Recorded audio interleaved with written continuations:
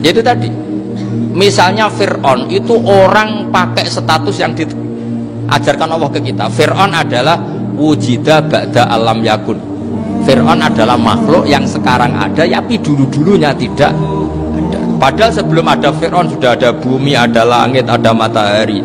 Sebelum ada Yesus, ada Isa, sudah ada bumi, ada matahari. Artinya apa? Zaman langit bumi ada, penyebabnya Isa apa enggak? Enggak kan? Karena dia ada setelah adanya langit dan bumi. Fir'aun juga gitu, Yesus juga gitu, semuanya begitu. Makanya Allah mengajari kita apa? Hal ata alal insani hinum minad dahri lam yakun syai'am madhkura. Katakan manusia itu siapa? Manusia adalah makhluk wujud yang dulu tidak ada. Sekarang banyak enggak orang yang sudah kaya sebelum Pak Jokowi jadi presiden, sebelum Pak SBY jadi presiden, sebelum Pak Karno jadi presiden? Banyak enggak yang sudah kaya sebelum? Banyak kan? Artinya yang mengkayakan itu presiden Pak Allah. Sekarang kamu miskin, kamu nggak bisa nyalahkan Pak Jokowi. Sebelum Pak Jokowi presiden kamu sudah miskin. Ya, artinya yang memiskinkan itu presiden apa takdir? Takdir. Makanya wa anna ila rabbikal muntaha wa annahu adhaka wa abka wa annahu amata wa ahya wa annahu khalaqaz zawjaini dzakara wal unsa. Jadi kita miskin ya karena kehendak Allah, kita kaya kan semua itu karena Allah. Tapi kita terjebak hukum modern. Nak presiden iki sejahtera, anak iki ora. Ya mungkin secara bahasa syariat mungkin ada benarnya, tapi kita ini kan dilatih ilmu hakikat. Tak ulang malam 13 Dzulhijjah masuk ilmu nejik syariat tok. Oh gak pinter-pinter banget ya, gobloke kan gitu. Daftar wali kok ilmune ngono iku ora iso. Ini penting saya utarakan. Jadi saya ulang lagi. Makanya di Quran itu ilmu tertinggi diantaranya menurut orang tasawuf qulillah tsumma dzarhum fi khaudihim. Saya itu gak pernah loh takut mati meskipun saya masih muda, karena saya bayangkan mati itu ya baik-baik saja. Ketika saya hidup ya gak tahu cara ngelola nyawa saya, kenapa kok gak pergi. Kamu tahu caranya ngelola nyawa kamu, kok gak mati sekarang? Gak tahu kan? Tahu-tahu masih hidup kan? Tahu-tahu diutang semacam-macam lah. Sebenarnya kita zaman hidup pun gak tahu cara ngelola nyawa kita, cara kerja jantung kita, cara kerja paru-paru kita. Nanti setelah kita mati pun gak tahu caranya hidup ketika kita. Tapi anehnya kita, mosok manusia sudah dilemah iso hidup lagi. Memangnya kita sekarang bisa hidup karena kita tahu-tahu ya hidup. Ditekdir anak yang melarat, pesek, elek. Orang lain ditekdir anak Kiai, Gus, Mulyo. Kita kan tidak pernah bisa milih bapak ya ora iso. Ngerti-ngerti anak Karmen, anak Karlan itu sudah gak tahu. Artinya gini ya, sudah ya Allah, ketika saya hidup ya tidak tahu kenapa saya hidup, pasti Engkau yang menghidupkan. Ketika saya mati juga gak tahu kenapa saya mati, pasti Engkau yang menghidupkan dan mematikan. Maka saya akan baik-baik saja di akhirat, karena ketika di dunia Tuhannya yang Engkau, ketika di akhirat Tuhannya, dan sifat Engkau tidak akan rubah, tetap arhamur rahimin. Makanya dulu wali-wali itu kalau mau mati ya santai aja. Saya itu Umar bin Abdul Aziz, itu ulama-ulama dulu kalau mau meninggal itu, kalau keluarganya nangis marah besar. Memangnya mau kemana kamu nangisin saya? Lah kamu kan mau mati, memangnya mau kemana kalau mati? Ya kembali ke Allah. Ya susahnya apa? Di dunia yang milik Allah, di akhirat milik Allah. Inna sholati wa nusuki wa mahyaya wa mamati lillahi rabbil. Yang aneh sampean harus melarat orang wani mati. Wah, aneh tenan. Ya karena sampean tahu mungkin di akhirat lebih miskin lagi kan. Terus repot terus.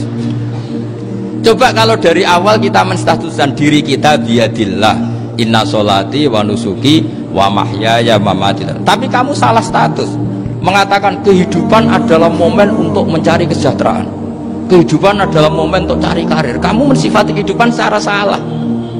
Jika kamu terjebak nyari karir, nyari kaya. Coba kalau kamu pakai mazhabnya Sufi, kehidupan adalah pemberian dari Allah untuk kembali kepada Allah. Kematian ya seperti itu. Akhirnya ya santai saja. Inna sholati wa nusuki wa mahyaya wa mamati lillahi rabbil alamin. Istri juga gitu. Saya itu tidak sombong. Saya itu mulai nikah sampai sekarang itu hampir gak pernah tukaran sama istri. Sama istri saya itu sering bilang gini, Gus, sekali-kali kalau saya ngamuk itu diwales, dilawan supaya saya punya musuh katanya. Betul ya? Ya saya bilang gini, Allah itu maha baik sama saya. Ketika harmonis, ganjaran saya ya lewat harmonis itu, sehingga saya ngasih uang menyenangkan Anda. Ketika Anda marah, ganjaran saya lewat sabar. Ya sudah, itu semuanya baik. Kalau kamu marah, saya tidak dapat pahala. Makanya kalau kamu marah tak dengerin, ini cara Allah membuat pahala tanpa bayar, kata saya. Justru kalau pas rukun itu untuk dapat pahala harus nyervis, jajak nukokno kelambi mahal. Boros itu pahala yang boros katanya. Tapi kalau kamu marah ini pahala paling murah, nggak usah biaya, dapat apa? Pahala, cukup sabar. Lu itu kalau terlatih lama-lama dapat ya biasa saja. Ulama dulu seperti itu semua. Imam Syafi'i itu pernah ada orang baik sekali sama beliau, orangnya itu munafik padahal. Tapi kalau setelah keluar dari Imam Syafi'i dia memaki-maki Imam Syafi'i. Suatu saat beliau dikasih tahu orang yang tadi muji-muji jenengan itu di luar maki-maki jenengan. Imam Syafi'i itu guyu sebenarnya bukan alhamdulillah. Muridnya kan janggal. Ini dikasih tahu gitu, alhamdulillah. Kenapa ya Imam Syafi'i dia kan di luar maki-maki jenengan? Berarti aku wong wibawa ning ngarepku rawani. Ya jadi dia enteng saja melihat. Berarti aku wong wibawa ning ngarepku ora wani. Ya sudah. Terus ketika ditanya, tapi itu kan bahaya bagi anda karena memfitnah anda gini-gini. Kata beliau, zaka Allah. Yang kritiknya bahaya itu hanya Allah Ta'ala. Yang lainnya enggak bahaya. Karena ini makhluk dhaif, gak penting. Loh kamu sampai tersisa dikritik orang karena kamu nganggap makhluk itu penting. Ini gobloknya sampai ya. Goblok segoblok-gobloknya gitu. Coba kalau kamu mensatukan makhluk tetap makhluk, kritiknya tidak penting. Selesai kan? Selesai enggak? Ini problem anda ada wali itu, kalau dikritik ya susah. Makanya ada wali itu problem terus saya. Makanya saya agak ingin gak jadi wali itu kan, kan? Karena hanya wali yang hidupnya itu la khaufun alaihim walahum ya. Orang dulu tuh semudah itu hidup, gampang saja. Dulu ceritanya diantara ceritanya manakibnya Sayyid Ja'far Shadiq itu, kalau ada orang memaki-maki dia itu dikirimi hadiah. Kenapa ya? Karena kebaikan kamu telah kamu berikan kepada saya, ini hadiahnya. Sampai malu yang kritik. Kan kalau orang rasani itu kan kebaikannya dikasihkan sama yang dirasani. Lah kamu kan ngajinya seperti itu, tapi dirasani kok susah. Harusnya kan kasih aja, ditransferi saja. Alhamdulillah. Ya karena kita salah menamain tadi. Sing rasani pembenci, pembenci itu bahaya. Sehingga kamu mereaksi secara serius. Coba kalau kamu pakai hukumnya Allah dan Rasul, pembenci itu pemberi kebaikan, istri marah adalah pemberi kebaikan. Ada yang berani mulai mempraktekkan? Latih begitu terus, insya Allah nanti hidup kamu barokah. Itu disebut wa'allama adamal asma. Dan itu yang diajarkan Rasulullah. Rasulullah itu kalau ngajarkan hidup itu gampang sekali.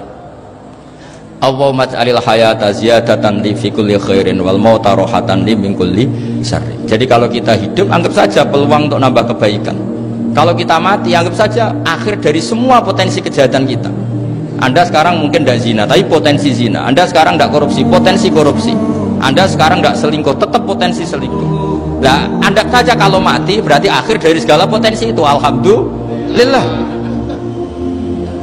Makanya saya tuh nggak pernah takut mati. Karena saya misalnya setiap saat mati ya saya nanti akan bilang, ya Allah ini sudah mau mati berarti mau akhir dari segala potensi keburukan saya. Alhamdulillah.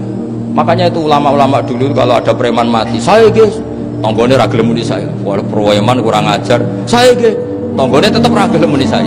Padahal kiai ini muni saya guys pun mati pun buatan sakit macam-macam nih pasti. Karena dia dengan mati berarti rohatan mengguli syarrin, keburukannya tidak terulang lah. Lah keburukan nggak terulang lagi itu saya apa buruk? Saya. Makanya kiainya minta saya ge niki tonggone cek menengai. Saya ge menengai. Makanya suatu saat kalau ada gitu kamu harus bilang apa? Saya pun buatan jahat malih pun mati. Jadi kayak apa coba? Coba sekali-kali statuskan kalau al hayat adalah ziyadatan lana fi kulli khairin. Al maut adalah rohatan lana min kulli syarrin.